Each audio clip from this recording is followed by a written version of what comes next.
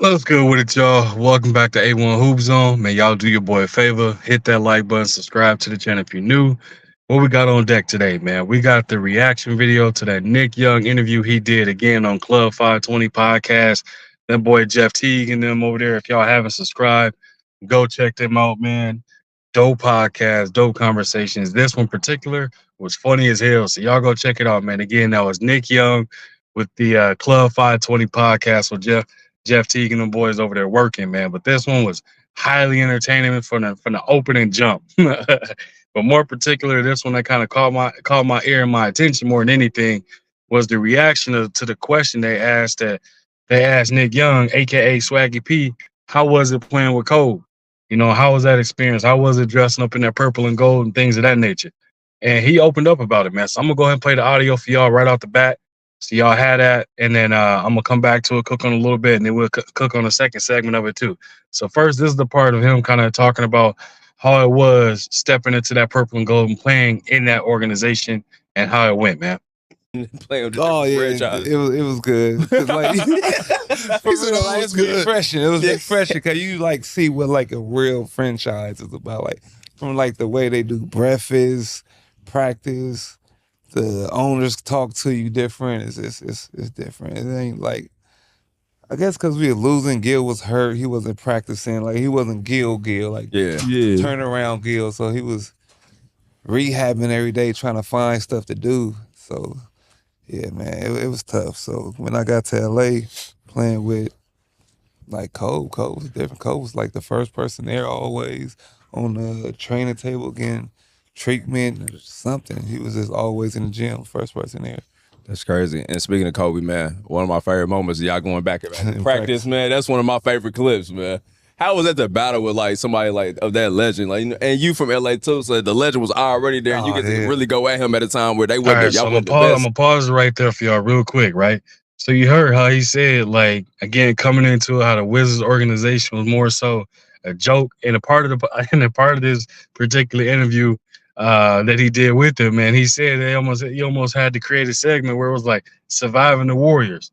I mean, surviving the Wizards. My bad, surviving the Wizards, man. And we all know, you know, there's situations, man. You got surviving Diddy, surviving R. Kelly. Yeah, y'all. If you know, you know. So he was just making a joke, and they almost had to come up with their own segment of surviving the Wizards.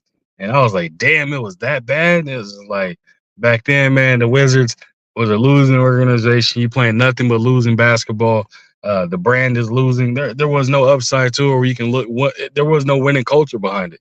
You know what I mean? So it was like it was a situation where you pretty much is just playing YMCA ball professionally, meaning like you going in there and you doing what you want, and that's what you saw, and that's the type of success or lack of success, I should say, that you saw from that Wizards team and the organization. So that was just kind of a little bit of insight, man. Again, hearing these players' insights to the masses, for y'all to get out and hear like exactly what's going on from these players that's retired, how things once was, and things of that nature is eye opening for some that don't know much about that part, what goes on in the locker rooms and stuff. But for me, like I've heard these things and seen some of this stuff firsthand already, so I'm well aware of it.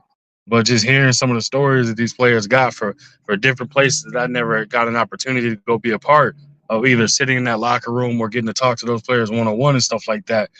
It's things where you're like, bro, hold the hell on, what? It's yeah, man. It's definitely like I said, man. A lot of people look at it like, oh, you know, it's still a sport. It's a job at the end of the day. It is a job. You just getting paid to play a sport.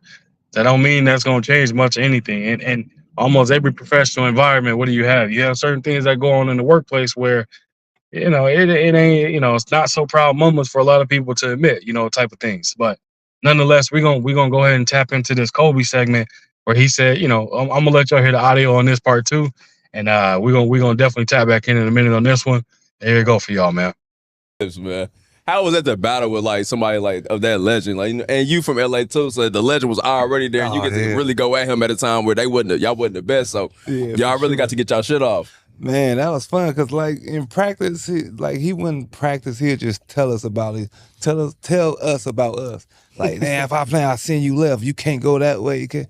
So when he finally got out there, I was like, yeah, this is our time because he always just talking trash. Mm-hmm. Yeah. And how I'm gonna get better practicing with y'all? I said, damn, that's a cold line. You said that to me? Yeah, you said that to me? Hold on, man. You disrespecting. So when he got out there finally, yeah, it was fun though. But I think Jeremy Lin got like the worst of that. Like, God.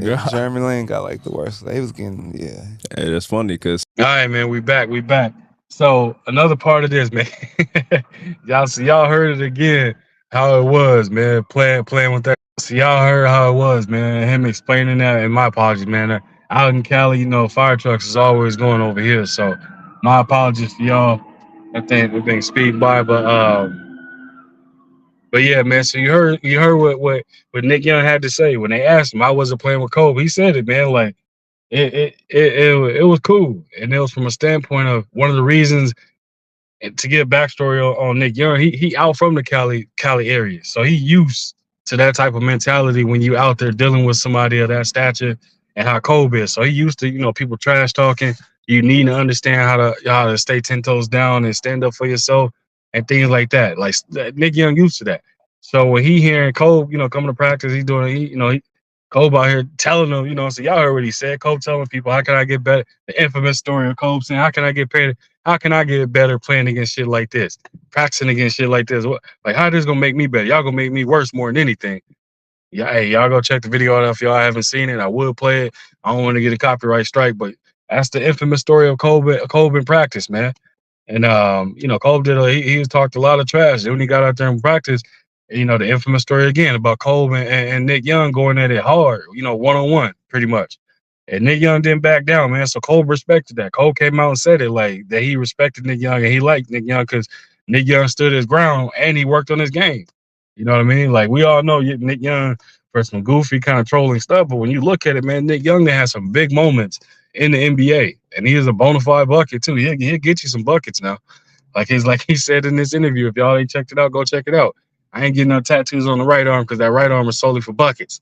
Hey, Swaggy P funny as hell, man. But nonetheless, kind of more so talking about and reacting more so to that because it's in consequences and sequence with the video I just did the other day talking about Dwight Howard's reaction, what he said, playing with Cole versus what Nick Young is saying. The difference is Nick Young is built like that. Dwight not. Dwight's soft. Nick Young ain't soft. He from the Cali area.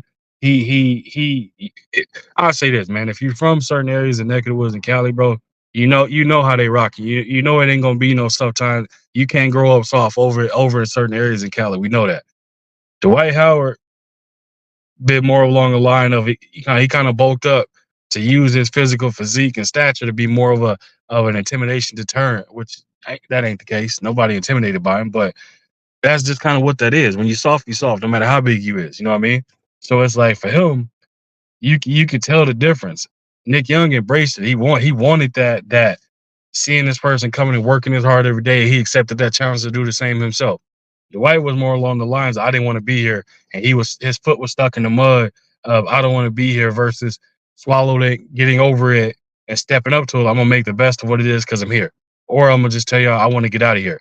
He was stuck in the mud, being I just don't want to be here, and not moving past that to make a decision. That's soft, bro. It's soft, plain and simple. So that's why more of the reaction to this and more again letting y'all hear the audio and just hearing like the different conversations or the different things being said of people's experience of how it was to play with Cole or then wanting to play with Cole or just their interactions with him overall. And I'm gonna keep dropping these videos, letting y'all know different things that's being said as they come out, as I come across, whether it be interviews, articles, whatever the case may be. I'm gonna let y'all hear from the horse's mouth, give my take on it, and then we're gonna cook on it together. So y'all let me know what y'all think in the comment section, man. How do y'all feel about what Nick Young was saying? If y'all haven't, again, go check out this interview, man. Dope, entertaining ass interview that they had. Leave a comment in the comment section. I'll be sure to respond to each and every one of y'all.